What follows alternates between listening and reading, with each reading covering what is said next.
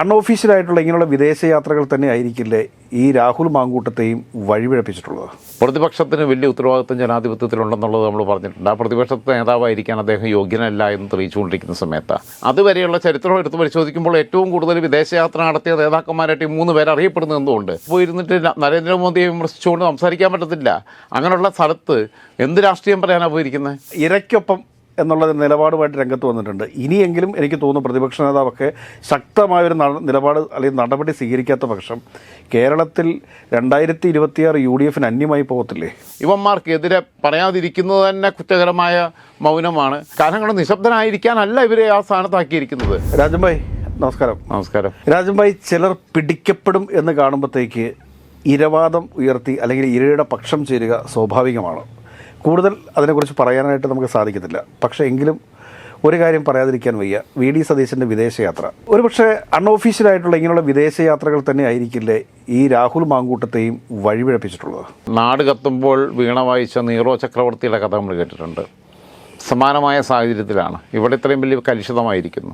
പ്രതിപക്ഷത്തിന് വലിയ ഉത്തരവാദിത്വം ജനാധിപത്യത്തിലുണ്ടെന്നുള്ളത് നമ്മൾ പറഞ്ഞിട്ടുണ്ട്. ആ പ്രതിപക്ഷത്തെ നേതാവായിരിക്കാൻ അദ്ദേഹം യോഗ്യനല്ല എന്ന് തെളിയിച്ചുകൊണ്ടിരിക്കുന്ന സമയത്ത് ഭരണപക്ഷത്തെ മുൾമുനയിൽ നിർത്തേണ്ടുന്ന പ്രതിപക്ഷം ഏറ്റവും ദുർബലമായി നാട്ടുകാരാൽ മുൾമുനയിൽ നിർത്തപ്പെടുന്ന ഒരു കാലഘട്ടത്തിൽ ബോംബ് പൊട്ടിച്ചേച്ച് അടുത്ത ദിവസം ഇവിടെ നിന്ന് കയറിപ്പോയേക്കുക. പിന്നെ പല അനക്കവും ഇല്ല. അവിടെ സൂട്ടും കോട്ടും ഒക്കെ ഇട്ട് നടക്കുന്നതിനൊന്നും നമ്മൾ വിരോധമൊന്നുമില്ല. പുള്ളിക്കും ആഗ്രഹം കാണും. ഈ ചുള്ളന്മാർ ഫ്രീക്ക് പയ്യന്മാരെല്ലാം റീൽസ് ഇട്ട് കളിക്കുമ്പോൾ പുള്ളിക്ക് ഇവിടെ നിന്നിട്ട് ഇപ്പോൾ ഈ വെള്ളം തന്നെ കൊടുക്കണം. അവിടെ പോകുമ്പോൾ പിന്നെ ഇടേണ്ട ആവശ്യമില്ല. സൂട്ടും കോട്ടും അല്ലായിരുന്നുണ്ടോ? കാരണം ജീൻസും ഷർട്ടൊക്കെ ഇട്ട് ഇൻസേർട്ട് ചെയ്ത് എത്ര സുന്ദരനായിരുന്നു അറിയാമോ നമ്മുടെ പ്രതിപക്ഷ നേതാവ്? അല്ല, പ്രതിപക്ഷ നേതാവ് അല്ലെങ്കിൽ സുന്ദരൻ തന്നെയാണ്. പ്രതിപക്ഷ നേതാവ് അതിനകത്തൊക്കെ വളരെ കോൺഷ്യസുമാണ്, ബ്യൂട്ടി കോൺഷ്യസ് ആയ കാര്യത്തിനകത്ത്. ശ്രദ്ധിക്കേണ്ട ഒരു കാര്യം എന്താണെന്ന് വെച്ച് കഴിഞ്ഞാൽ ഇവിടെ നരേന്ദ്രമോദിയുടെ വിദേശയാത്രയെ നിരന്തരമായിട്ട് വിമർശിക്കുന്നു. പിണറായി വിജയൻ്റെ വിദേശയാത്രകളെയും ഗൾഫ് പര്യടനത്തെയും നിരന്തരമായിട്ട് വിമർശിക്കുന്നു. നരേന്ദ്രമോദി ലോകത്തെ എല്ലാ രാജ്യങ്ങളിലും പോകുന്നു. ആഫ്രിക്കയിലും പോകുന്നു, എല്ലാ ഉപഭൂഖണ്ഡങ്ങളിലും, എല്ലാ ടാൻസാനിയയിലും എതോപ്യയിലും വരെ അങ്ങനെ പോകുന്നുണ്ട്.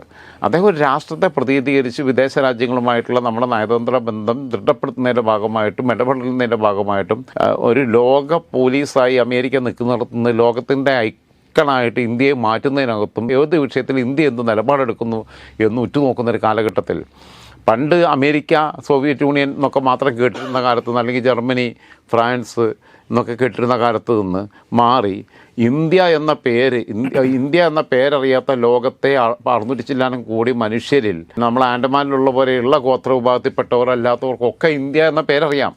ഇന്ത്യയുടെ പ്രൈം മിനിസ്റ്റർ ആരാന്നറിയാം. അതുപോലെ തന്നെ മലയാളികൾക്ക് ഉള്ള സ്ഥലങ്ങളിലെല്ലാം ഈ സംസ്ഥാന മുഖ്യമന്ത്രി പോകുന്നതിനകത്ത് കുഴപ്പമില്ല. അതേപോലെ തന്നെ കേരളത്തെ നിലനിർത്തുന്നത് ഗൾഫ് മണിയാണ്. അപ്പോൾ ഗൾഫ് രാജ്യങ്ങളിൽ പോകുന്നു, ഇൻവെസ്റ്റേഴ്സ് മീറ്റ് നടത്തുന്നു, പല രീതിയിലുള്ള ഇടപെടലുകൾ നടത്തുന്നു. പലരെയും നമ്മുടെ ഇപ്പോൾ റീബിൽഡ് വയനാട് ഉൾപ്പെടെയുള്ള പല പ്രൊജക്റ്റുകൾക്കകത്തും ഒക്കെ അവരെ അട്രാക്റ്റ് ചെയ്യാൻ വേണ്ടി പോകുന്നു, ക്യാൻവാസ് ചെയ്യാൻ വേണ്ടി പോകുന്നത് പിണറായി വിജയൻ എന്ന സ്ഥാനത്തല്ല, സംസ്ഥാന ഭരണാധികാരിയാണ്. പുള്ളിക്ക് അത് ഇംപ്ലിമെൻറ്റ് ചെയ്യാൻ പറ്റും. പ്രതിപക്ഷ നേതാവ് പോയിട്ട് എന്നാ കോപ്പുണ്ടാക്കാനാണ്? അപ്പോൾ ഇയാൾ ഈ ഓടിപ്പോകുന്നതിനാ? പിന്നെ ഇവരുടെ വിദേശയാത്രകൾ ദുരൂഹമാണ്. കേരളത്തിൽ കോൺഗ്രസ്സിന് AK ആൻ്റണിയെ പോലുള്ള മുഖ്യമന്ത്രി ആയിരുന്ന, കേരളത്തിലെ പ്രതിരോധ വകുപ്പ് മന്ത്രിയായിരുന്ന, അതായത് 37ാമത്തെ വയസ്സിൽ ആദ്യം മുഖ്യമന്ത്രിയാവുന്നു. അത് കഴിഞ്ഞിട്ട് പിന്നെ ആദർശത്തിൻ്റെ പേരിൽ രാഷ്ട്രീയം വിട്ടൊഴിഞ്ഞു പോകുന്നു. ഇപ്പം മുഖ്യമന്ത്രിക്ക് വേണ്ടി തല്ല, പിന്നെ ഇപ്പോഴേ PR വർക്ക് തുടങ്ങിയിരിക്കുക. പിന്നെ അത് കഴിഞ്ഞേച്ച് പിന്നെ അദ്ദേഹം 95 വീണ്ടും മുഖ്യമന്ത്രിയാവുന്നു, 2001 വീണ്ടും മുഖ്യമന്ത്രിയാവുന്നു. അങ്ങനെ 3 വട്ടം കേരളത്തിലെ മുഖ്യമന്ത്രിയായ കേന്ദ്രത്തിൻ്റെ പ്രതിരോധ വകുപ്പ് പോലെയുള്ള നെക്സ്റ്റ് ദ PM. അതുമാത്രമല്ല, UPA വീണ്ടും അധികാരത്തിൽ വന്നിരുന്നെങ്കിൽ ഇന്ത്യയുടെ രാഷ്ട്രപതിയാവുമായിരുന്ന തലമുതിർന്ന നേതാവ് AK ആൻ്റണി ഇങ്ങനെ വിദേശയാത്ര നടത്തിയിട്ടുണ്ടോ? പ്രതിരോധ വകുപ്പ് മന്ത്രിയായിരിക്കുമ്പോൾ പോലും ഇങ്ങനെ പോയിട്ടില്ല. ഈ ഗൾഫിൽ പോകുന്നതിൻ്റെ ഉദ്ദേശം എല്ലാം ഇതാ സാധനം ചിക്കിളിയാ, അത് കിട്ടും, അതിന് വേണ്ടിയിട്ടാണ് ഫണ്ട് വേണ്ടേ? തെരഞ്ഞെടുപ്പിന് ഫണ്ടിന് അവർക്കവിടെ സംവിധാനം ഉണ്ടെന്നേ. ഇപ്പോൾ CPMന് പിന്നെ അവിടെ നിന്ന് ഫണ്ട് വരുന്നുണ്ട്. CPMന് അവിടെ എല്ലാ സ്ഥലത്തും അവർക്കും ഉണ്ട്. ഔദ്യോഗികമായി രാഷ്ട്രീയ പ്രവർത്തനം അവിടെ അനുവദനീയമല്ല ഗൾഫ് രാജ്യങ്ങളിലെന്നുണ്ടെങ്കിലും ഇവർക്ക് OICC എന്നുള്ള സംവിധാനമുണ്ട്. അതിൻ്റെ വിഭാഗമായിട്ട് ഖത്തറിൽ ഇൻകാസ് എന്ന് പറയുന്ന സംഘടനയുണ്ട്. അത് കോൺഗ്രസ്സാണ്, ഇന്ത്യൻ നാഷണൽ കോൺഗ്രസിൻ്റെ അനുഭാവികളുടെ സാംസ്കാരിക കൂട്ടായ്മ, അല്ലാതെ പൊളിറ്റിക്കൽ പാർട്ടിയായിട്ടുള്ള പ്രവർത്തിക്കാൻ പറ്റത്തില്ല. സംസ്കൃതി എന്ന് പറയുന്ന സംഘടന CPMനുണ്ട്. KMCC എന്ന് പറയുന്ന കേരള മുസ്ലിം കൾച്ചറൽ സെൻറ്റർ, അത് ഔട്ട് ഓഫ് കേരളയിലും ഉണ്ട്, ഇപ്പം മുംബൈയിലുണ്ട്, ബാംഗ്ലൂരുണ്ട്, ഒരുപാട് ചാരിറ്റി ആക്ടിവിറ്റീസൊക്കെ ചെയ്യുന്നുണ്ട്, ചെന്നൈയിലുണ്ടൊക്കെ ഉണ്ട്. മുംബൈയിലൊക്കെ ഒരുപാട് കാര്യങ്ങൾ പണ്ട് കാലത്ത് ചെയ്തിട്ടുള്ളത് അവർ. അത് മുസ്ലിം ലീഗിൻ്റെ പോഷക സംഘടനയാണ്. അപ്പം ഞാൻ പറയുന്ന ഫണ്ട് സോഴ്സിന് നേതാക്കന്മാർ പോവുകയാണെങ്കിൽ പലയിടത്തും പലരും ഇപ്പോൾ CPM വിടാറുണ്ട്. കൈരളി ചാനൽ രൂപീകരിക്കുന്ന സമയത്ത് അതിൻ്റെ ഫണ്ട് റേസിങ്ങിന് വേണ്ടിയിട്ട് ഓരോ രാജ്യത്തേക്ക് ഓരോരുത്തർക്ക് ചുമതല കൊടുത്ത് വിടാറുണ്ട്. അത് കമ്പനിയുടെ ഷെയർ പിരിക്കാൻ വേണ്ടി പോയതാണ്. അതെ, ഞാൻ പറയുന്നത് ഇലക്ഷൻ്റെ സമയത്ത് പാർട്ടി ഫണ്ട് റേസിങ്ങിന് വേണ്ടിയിട്ടും അത്തരം ആളുകളെയൊക്കെ വിടാറുണ്ട് ഓരോ സ്ഥലത്ത്. ഇവിടെ KPCC പ്രസിഡന്റുമാരായിട്ട് VM സുധീരനിരുന്നു, മുല്ലപ്പള്ളി രാമചന്ദ്രനിരുന്നു, പിന്നെ മറ്റേ MMS കുറച്ചു കാലം ഇരുന്നു, അത് കഴിഞ്ഞ് വെച്ച് സുധാകരനിരുന്നു, ഒക്കെ ഇരുന്നു. അതുമാത്രമല്ല, രാഹുൽ മാങ്കൂട്ടത്തിൽ എന്നാ പാർട്ടിയിലോട്ട് വന്നേ? രാഹുൽ മാങ്കൂട്ടത്തിൽ ആകെ ഒരു വർഷം മുമ്പ് യൂത്ത് കോൺഗ്രസിന് സംസ്ഥാന പ്രസിഡന്റായത്. ഒരു വർഷം തികഞ്ഞിട്ടില്ല MLA ആയിട്ട്. എന്നാ എനിക്ക് തോന്നുന്നത് ഒരു വർഷം ആകാനാവുന്നു. KC വേണുഗോപാൽ ACC ജനറൽ സെക്രട്ടറിയാണ്, കേരളത്തിൽ നിന്നുള്ളതാ. രാഹുൽ ഗാന്ധി ഇവിടെയുണ്ട്. ഇത്രയും ഗൾഫ് പര്യടനം രാഹുൽ ഗാന്ധി നടത്തിയിട്ടില്ല, പ്രിയങ്ക ഗാന്ധി നടത്തിയിട്ടില്ല, മല്ലികാർജ്ജുൻ ഖാർഗെ ACCയുടെ പ്രസിഡന്റ്, പാർട്ടിയുടെ സമ്മതിദനായ നേതാവ് നടത്തിയിട്ടില്ല, K സുധാകരൻ നടത്തിയിട്ടില്ല, രമേശ് ചെന്നിത്തല 9 വർഷം പിന്നെ കേരള പ്രദേശ് കോൺഗ്രസ് കമ്മിറ്റിയെ നയിച്ച മുൻ ആഭ്യന്തര വകുപ്പ് മന്ത്രി കൂടിയായിട്ടുള്ള 27ാമത്തെ വയസ്സിൽ MLA, 29ാമത്തെ വയസ്സിൽ മന്ത്രിയുമായിട്ടുള്ള രമേശ് ചെന്നിത്തല നടത്തിയിട്ടില്ല. മുല്ലപ്പള്ളി രാമചന്ദ്രൻ ഇത്രയും യാത്ര നടത്തിയിട്ടില്ല. ഉമ്മൻചാണ്ടി ഇത്രയും വിദേശയാത്ര നടത്തിയിട്ടില്ല. വിദേശയാത്രയിൽ ചില പരിപാടികൾക്കൊക്കെ ആൾക്കാരെ വിളിക്കുകയും പോവുകയൊക്കെ ചെയ്യും. പക്ഷേ ഇവരുടെ അടിക്കടിയുള്ള ഏറ്റവും കൂടുതൽ വിദേശയാത്ര നടത്തിയിട്ടുള്ള കേരളത്തിൽ നിന്നുള്ള എക്കാലത്തെയും, അത് 1947 സ്വാതന്ത്ര്യം നേടിയ അന്ന് തൊട്ട് ഈ 2025 അതുവരെയുള്ള ചരിത്രം എടുത്ത് പരിശോധിക്കുമ്പോൾ ഏറ്റവും കൂടുതൽ വിദേശയാത്ര നടത്തിയ നേതാക്കന്മാരായിട്ട് ഈ 3 പേർ അറിയപ്പെടുന്നത് എന്തുകൊണ്ട്?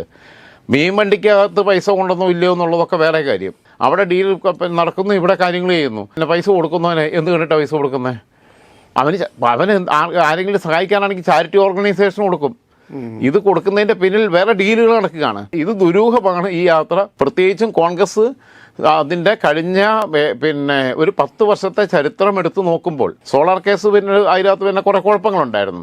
2013 ശേഷമുള്ള കഴിഞ്ഞ 12 വർഷത്തെ ചരിത്രം എടുക്കുമ്പോൾ 12 വർഷത്തിനിടയിൽ കോൺഗ്രസ് അതിൻ്റെ ഏറ്റവും വലിയ അതിസങ്കീർണമായ സാഹചര്യങ്ങളെ, പ്രതിസന്ധികളെ അഭിമുഖീകരിച്ചുകൊണ്ടിരിക്കുമ്പോൾ പ്രതിപക്ഷ നേതാവ് അവിടെ പോയിട്ടിരിക്കുക, റീൽസ് എടുത്തുകൊണ്ടിരിക്കുക ഓരോരുത്തരുടെ കൂടെ. യുവമാരായിരുന്നു റീൽസ് എടുക്കാൻ പഠിച്ചത്. ഒരു റിലാക്സേഷനൊക്കെ വേണ്ട. കേരളത്തിൽ നേരിടുന്ന പ്രശ്നങ്ങൾ അത്ര നിസ്സാരമായിട്ടുള്ള പ്രശ്നങ്ങളാണോ? അറിയപ്പെടുന്ന 2 പ്രധാനപ്പെട്ട യുവ നേതാക്കന്മാർക്കെതിരെയാണ് ആരോപണങ്ങൾ ഉയർന്നു വന്നുകൊണ്ടിരിക്കുന്നത്. അപ്പോൾ റിലാക്സേഷൻ അങ്ങോട്ട് ടൂർ പോകല്ല വേണ്ടി, ഈ പ്രശ്നം ഇവിടെ പരിഹരിക്കാൻ വേണ്ടി. അൻവറിനെ മുന്നണിയിലെടുത്താൽ ഞാൻ പിന്നെ അങ്ങനെ ആക്കും ഇങ്ങനെ ആക്കും എന്ന് പറഞ്ഞ് ത്രെട്ട് ചെയ്ത ആൾക്ക് ഇവരെ ഇനി ഒരു നിമിഷം പോലെ MLA സ്ഥാനത്ത് വെച്ചുകൊണ്ടിരുന്നു കഴിഞ്ഞാൽ ഞാൻ രാഷ്ട്രീയം അവസാനിപ്പിക്കുന്നു പറയാനുള്ള ധൈര്യം എന്താ ഇല്ലാത്തത്? എന്തിനാ പേടിക്കുന്നത്? മടിയിൽ കനമില്ലാത്തവന് വടിയിൽ പഠിക്കേണ്ടെന്നാ. കാരണം സതീശൻ വായ അനങ്ങിയാൽ ചിലപ്പോൾ ഒരു പക്ഷേ സോളാർ നായികയുടെ ഒരു ദിവസം കൊണ്ട് സോളാർ നായികയുടെ കുറേ ദൃശ്യങ്ങൾ വൈറലായിരുന്നു. അതിനേക്കാൾ അപ്പുറം പലരുടേതും വൈറലാക്കാനുള്ള സാധനങ്ങൾ കയ്യിലിരിക്കുന്ന ആളുകളെടുത്ത് പേടിയുണ്ട്. ഇവിടെ നിന്ന് കഴിഞ്ഞാൽ മീഡിയക്കാർ ചോദിക്കുകയും ചെയ്യും. അവിടെ തോന്നുന്ന പോലെ കോലിട്ട് വായിക്കാത്തിടാൻ അവിടുത്തെ നിയമം അനുവദിക്കുന്നില്ല. പ്രസ് കോൺഫറൻസ് വിളിക്കുമ്പോൾ പോലും അവിടെ അനുവാദം വാങ്ങി അങ്ങനെയൊക്കെ അതിന് കുറേ നടപടിക്രമങ്ങളുണ്ട്. അവിടെ പോയിരുന്നിട്ട് നരേന്ദ്രമോദിയെ വിമർശിച്ചുകൊണ്ട് സംസാരിക്കാൻ പറ്റത്തില്ല. അങ്ങനെയുള്ള സ്ഥലത്ത് എന്ത് രാഷ്ട്രീയം പറയാനാണ് പോയിരിക്കുന്നത്? ഇങ്ങനൊരു പ്രതിസന്ധി ഘട്ടത്തിൽ എന്ത് സാഹചര്യം, എന്ത് പരിപാടിയാണെങ്കിലും രാഹുലിനെ പിന്നെ അമേരിക്കയിലോട്ട് വിളിച്ചിട്ടുള്ള സംഘാടകർ ഇവൻ വലിയ താരമായിട്ട് നിൽക്കുകയായിരുന്നു. വിളിച്ചവർ നീ ഇങ്ങോട്ട് ഈ വഴിക്ക് വന്നേക്കരുതെന്നാണ് പറഞ്ഞത്. കാരണം എന്ന് വെച്ചാൽ ഭാര്യമാരും പെൺമക്കളെയും കൊണ്ട് പോകാൻ പറ്റുമോ ധൈര്യമായിട്ട്? എന്തോ ഒരു പരിപാടിക്ക് വിളിച്ചിരുന്നു, ആ പരിപാടിക്ക് ആരണ്ടാന്ന് പറഞ്ഞിട്ടുണ്ട്. ഈ വടിക്കാൻ വന്നേക്കല്ലെന്നാണ് പറഞ്ഞേക്കുന്നത്. വടംവലി മത്സരത്തിന്. കാരണം ഇവനെ മറ്റു മത്സരത്തിനെ പറ്റുള്ളൂ. പക്ഷേ എനിക്ക് തോന്നുന്നു പ്രതിപക്ഷ നേതാവ് ഇനിയും ഒരു നിലപാട് സ്വീകരിക്കാതിരുന്നു കഴിഞ്ഞാൽ, ആദ്യം ഇവർക്ക് വേണ്ടിയിട്ടൊക്കെ PR വർക്ക് ചെയ്യുകയും പല ഗൂഢാലോചനയിലും പങ്കാളികളാവുകയൊക്കെ ചെയ്തിട്ടുള്ള ആളുകൾ അപ്പോൾ ഇന്നലെ മുതൽ ഇരയ്ക്കൊപ്പം എന്നുള്ള നിലപാടുമായിട്ട് രംഗത്ത് വന്നിട്ടുണ്ട്. ഇനിയെങ്കിലും എനിക്ക് തോന്നുന്നു പ്രതിപക്ഷ നേതാവൊക്കെ ശക്തമായൊരു നിലപാട് അല്ലെങ്കിൽ നടപടി സ്വീകരിക്കാത്ത പക്ഷം കേരളത്തിൽ 2026 UDF അന്യമായി പോകത്തില്ലേ? UDF കൺവീനർ അടൂർ പ്രകാശ് പേടിച്ച് ഉറച്ചു നിൽക്കുക. ആരുടെയൊക്കെ എന്തെല്ലാം സാധനങ്ങൾ ഇവന്മാർ കയ്യിലെടുത്ത് വെച്ചു മുൻകൂട്ടി. ഇവർ മനസ്സിൽ കാണുമ്പം മാനത്ത് കാണാൻ ശേഷിയുള്ളവരാണ് ഷാഫിയും രാഹുലും. അപ്പം ഞാൻ ആ വലിയ മിടുക്കൻ കണ്ടായിരുന്നു ഷാഫി ഇരുന്നത്. എനിക്ക് അതിനുള്ള ബുദ്ധി ഉണ്ടെന്നുള്ളത് കരുതിയിരിക്കുകയായിരുന്നു. ഷാഫി മനസ്സിൽ കണ്ടത് രാഹുലും മാനത്ത് കണ്ടു. രാഹുലിനെ പേടിച്ചിട്ട് ഷാഫിക്കും മിണ്ടാൻ പറ്റത്തില്ല, രണ്ടുപേരെയും പേടിച്ചിട്ട് ബാക്കിയുള്ളവർക്കും മിണ്ടാൻ പറ്റത്തില്ല. ഇങ്ങനെ ഒരു കാലം. MM ഹസൻ പോലും ഇന്ന് ന്യായീകരിച്ച് രംഗത്തെത്തിയിരിക്കുന്നത്. ഈ വയസ്സുകാലത്ത് അയാൾ എവിടെ പോയി പെട്ടെന്ന് എനിക്കറിയത്തില്ല. പിന്നെ പറയാൻ പറ്റത്തില്ല. പണ്ടൊരു ND തിവാരി ഉണ്ടായിരുന്നു. ND തിവാരി അവസാന കാലത്ത് പെട്ടതൊക്കെ അറിയാലോ. ND തിവാരിയുടെ അവസ്ഥ വിശദമായിട്ട് പോകുന്നില്ല. എനിക്ക് തോന്നുന്നപ്പോൾ ഈ ഒരു നിലപാട് ഞാൻ പറയട്ടെ ഇതിനകത്ത് നിർഭയമായി ഇവന്മാർക്കെതിരെ പറയാതിരിക്കുന്നത് തന്നെ കുറ്റകരമായ മൗനമാണ്. അതായത് നിശബ്ദനായിരിക്കാൻ നിങ്ങൾക്ക് എന്താണ് അവകാശമെന്ന് നമ്മൾ ചോദിക്കാറുണ്ട് ചില കാര്യങ്ങളിൽ. കാരണം ഒരു പൊളിറ്റിക്കൽ ലീഡർക്ക് നിശബ്ദനായിട്ടിരിക്കാൻ, സൈലൻസ് ഈസ് എ ക്രൈം ചില സമയത്ത്. കാരണം കൊണ്ട് നിശബ്ദനായിരിക്കാനല്ല ഇവരെ ആ സ്ഥാനത്താക്കിയിരിക്കുന്നത്. പീഡിപ്പിക്കപ്പെടുന്നവർക്ക് വേണ്ടി, ചൂഷിതർക്ക് വേണ്ടി, നിരാശ്രയരും നിരാലംബരും നിസ്സഹായരുമായ മനുഷ്യർക്ക് വേണ്ടി, സ്ത്രീകൾക്ക് വേണ്ടി, കുഞ്ഞുങ്ങൾക്ക് വേണ്ടി, പീഡിപ്പിക്കുന്നവർക്ക് വേണ്ടി ശബ്ദമുയർത്തുകൊണ്ടവർ, അവർ പീഡകരുടെ കൂടെ, ചൂഷിതരുടെ കൂടെ, അവർ ഈ പെണ്ണുപിടിയന്മാരുടെ കൂടെ അവർക്ക് വേണ്ടി വക്കീലന്മാരായിട്ട് രംഗത്ത് വരിക, അവരെ പ്രൊട്ടക്റ്റ് ചെയ്യാൻ നിൽക്കുക എന്ന് പറഞ്ഞു കഴിഞ്ഞാൽ ഇവരെല്ലാം പിന്നെ മറ്റവന്മാരെ കെണി കുടുങ്ങി എന്ന് സംശയിക്കപ്പെടേണ്ടി വരും. അല്ലെങ്കിൽ അവർ വാതുറക്കണം. ന്യായീകരിക്കുന്നവൻ കൂടുതൽ വലിയ സാധനം ഇവരെടുത്തുണ്ട്. ന്യായീകരിക്കുന്നവൻ, അത് സതീശനായാലും മറ്റവനായാലും ഏതവനായാലും. അതേസമയം ഇതിനെ ന്യായീകരിക്കാനൊന്നും നിൽക്കാതെ എന്നാൽ മൗനം പാലിച്ച് നിൽക്കുന്ന ചില നേതാക്കന്മാരുണ്ട്. പിന്നെ അന്തസ്സ് കാണിച്ചിട്ടുള്ള രമേശ് ചെന്നിത്തലയാണ്. അപ്പോൾ കേസിയും കുറച്ചൊക്കെ ഒരു അന്തസ്സ് കാണിക്കുന്നുണ്ട്, ന്യായീകരിക്കാൻ നിന്നിട്ടില്ല. പക്ഷേ എതിർക്കാനുള്ള ധൈര്യം കേസിക്കില്ല. ഞാൻ പറഞ്ഞല്ലോ, ഇവന്മാരെ എല്ലാം പിന്നെ ബ്ലാക്ക് മെയിൽ ചെയ്യാനുള്ള ആയുധം, ബ്ലാക്ക് മെയിലിംഗ് പൊളിറ്റിക്സ് കൃത്യമായിട്ട് നടത്താനുള്ള സംവിധാനങ്ങൾ ഇവരുടെ കയ്യിലുണ്ട്.